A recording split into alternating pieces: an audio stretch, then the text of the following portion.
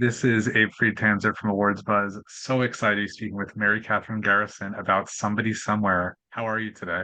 I'm pretty good. Actually, I'm doing a kitchen renovation, so I'm all excited and dirty and sweaty, and I'm good.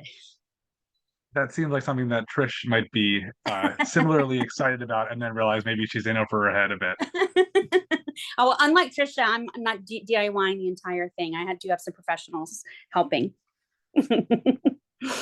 I She is such a fun character, and I really have appreciated it in this final season, just seeing a different side of her because, without her husband around and not quite as focused as much on the business, it's nice to see her really want to be part of this friend group of Sam's that she just hasn't really shown as much interest in the past. So I'm curious how you see the character having evolved from the start of the show to the end.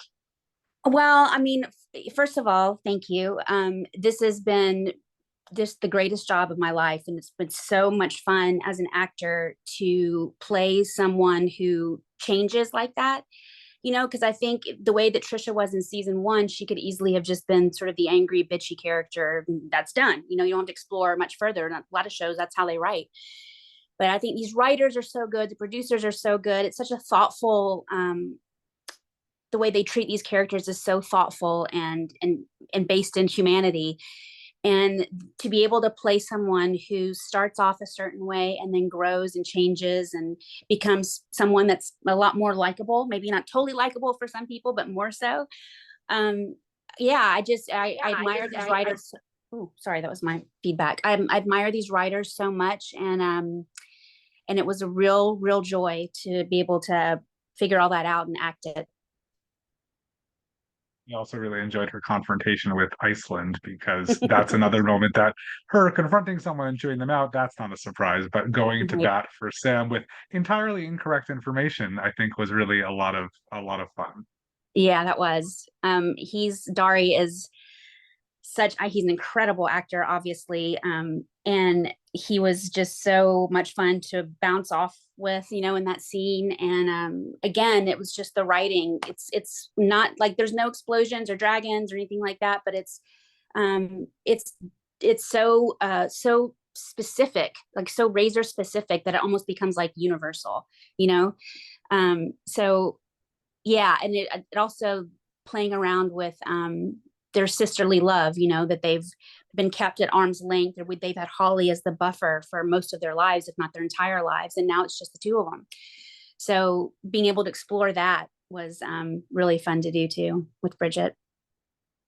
I think also that was sort of the premise of the show, maybe that Holly's like that was tied into it, but it feels like we've really moved on, especially with unfortunately Mike Haggerty's real life passing. That there's just, you know, that caught me by surprise in the final episode. That Trish was like, "Oh, we forgot her, forgot her birthday," and I think that Yeah. that's something the show really evolved past that in a lot of ways. But I think that's very real that they just can realize that, oh, we're doing other things, but all of a sudden this pain just comes right back in. So that hit me in an unexpected way in the final episode. Yeah. Well, I think in a lot of ways, and I don't know, I'm pretty sure that they didn't have this whole thing mapped out, the whole three seasons mapped out, like what was going to happen, that they were going to become closer. I think that they just sort of, they wrote it as it came to them, the seasons. Um, yeah. And I don't know if Mike had stayed with us, I wonder how that would have changed the dynamic. And, um, God, losing him was so hard, but in so many ways, the show is about grief and what it does. And I just lost my dad on March 5th, and it's the first person really close to me that I've lost. I've lost grandparents, of course, but this is the first really close person.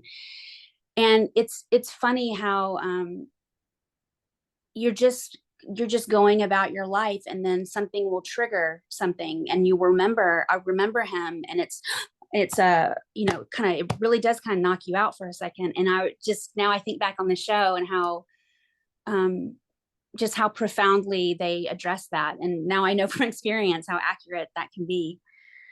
I forgot what your question was, sorry. No, I'm so sorry for your loss. I do think that the show really does handle grief in a very understated and appropriate way, where it's not these big moments. It's the small things where you just realize or something. And even Yeah. just, seeing the name on the phone or something that can Yep. remind you. Yep. Our producer Carolyn Strauss says this show, it happens between the cracks. So it's no big explosive moments. It's the little things, but that's what makes up a life, you know? And appropriately, we don't get that much resolution for Tricia. We don't know what's next. We don't even, I mean, even for, Iceland and Sam, they have a nice moment together, but who knows what's going to happen with that. And I think I that know. on any other show, I might be disappointed, but here it just sort of feels accurate because they're just going to keep on living somehow. Yeah. And I mean, if we had 12 seasons, we'd end the 12th season with the same sort of feeling because life just rolls on. It doesn't wrap up ever. So, yeah, but I think Bridget has a lot of ideas. They've talked about like trying to do a movie of it, like a sort of fourth season, but just make a film. And so I know that they have lots of ideas about what these characters are doing, but I've never asked. I don't want to know. What would you want to see for Tricia? What has she not done that you would still like to explore? um, I guess be a lesbian. That's what all the good actors do, right? um, no, I imagine that she would, she was dating, and I would like to see some of that, how that looked for her. Um, and I was curious about like exploring those friendships with the friend group more. That was those scenes were always so fun. The Thanksgiving scene and stuff, that was always so fun to do, and I loved because I've known Murray for so long, and Bridget, and now Jeff, and it was just, and now Tim, and it was just, I don't know, it's a big loss to have, not be a part of that show anymore. But whatever Trisha would do would be, crafty, eventy. Yeah. I still feel like I'm the only person who watches this show. I feel like there are a lot of, other TV critics I know, but I really wish there were more people. And I think the way to get more attention is a, viral Emmy campaign where they make the pillows and other things.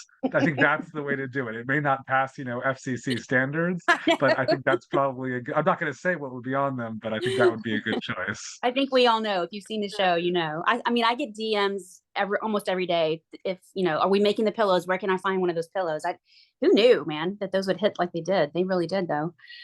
Yeah, I know. I feel like we sort of slipped under the radar somehow, unfortunately, but I feel like the people that have watched it love it in a really deep way, and they're really the messages I get about how the show affected people has just been profound and very meaningful.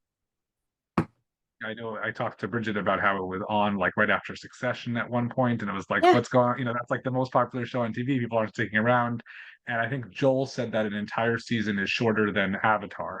So theoretically, you should be able to catch up, in a Pretty casual sitting where quickly. you might sort of. Yeah, it doesn't ask a lot of your time. No, and I like also that, being on Max, there's always a chance someone can discover it. I'm hoping that all these algorithms recommend things the right way because I do think this is a show that anybody should be. I mean, somebody who needs action every second, sure, this might be a tiny bit slow for them, but I think Mhm. it's certainly worth the immersion. And Yeah. I hope you check it out. Oh, that's so nice. Thank you, Abe. I hope so too. Well, I'm sure you've only heard things like that. Again, I don't think there are people who find the show and are like, I don't like it. There are people who just don't find this show. It's not, and it's rare Yeah. to have that. Yeah, the people that it really is like, it's quite overwhelming, the way people talk about the show, just to me. And I don't know, I'm sure Bridget and Jeff hear even bigger things because their relationship is so meaningful to so many people. And there's I get a lot of stuff about sisters, and it's just it speaks to how these writers and the producers and Hannah and Paul, and their commitment to doing this thing, like I said earlier, that's so small that it feels big. I mean, I don't know how that works, but they just nailed this thing, and it's just so crazy proud to be a part of it. I can't believe I got to do it. Well, for those fans who have found this interview and want to see more of you, do you have other, past projects people should seek out for something that's obviously not quite like Trisha, but just something you're Yeah. especially proud of that maybe isn't as seen as it should have been? I'm kind of a bitch on Veep, if people like the bitchy part. I play Amy's sister, and I was actually pregnant with my child in the first episode that I did. So that's a little bit of trivia. Um, and I just did this movie with Jay called The Baltimoreans that just premiered at South by Southwest that is going to be released around Christmas. And I just watched it. He sent me a copy of it, and it is real. It's the kind of movie I like to watch. It reminds me of Somebody Somewhere. It's not over the top. It's so real, and it's humble, and it's got kindness at its core, kind of like Somebody Somewhere does. So that might be a good watch, but that's not out till Christmas time, I don't think. I have actually seen it as Oh, part of South by Southwest, and I can say I think it is really wonderful. I don't think it's quite as tender or nice in some ways. I think it does have a slight bit more edge, but I agree that for this audience, it is definitely a great follow up if there ever was one. okay, good. I appreciate that. Thank you for that endorsement. Do you have any other projects coming up that are in the works that you can talk about? Not that I can talk about, but some hopeful finger crossing things. Yeah. Well, while we're trying to encourage everybody to watch Somebody Somewhere, what do you watch on TV? What do you like right now? Ooh, oh gosh. Well, what did we just see? This is that thing where when someone asks you that, it all goes out of your head, everything you just watched. What are some of the things that's happening right now? The big, we just finished. The common answers are Severance and The White Lotus and The Pit. Those Pit are and like White the Lotus. three I just everybody's finished talking those. about. Yeah, I Got to just keep it finished on those. HBO and Max, right? That's why can't I'm very deviate. loyal to my brand. And then I also Like me. I found these people that buy cottages in Sweden on YouTube and fix them up, and some of them are really decent filmmakers, and so it's very peaceful. And I watch them cook, so that's my nerdy homemaker side. I love that stuff. Also, the world's so stressful. I need something quiet and peaceful.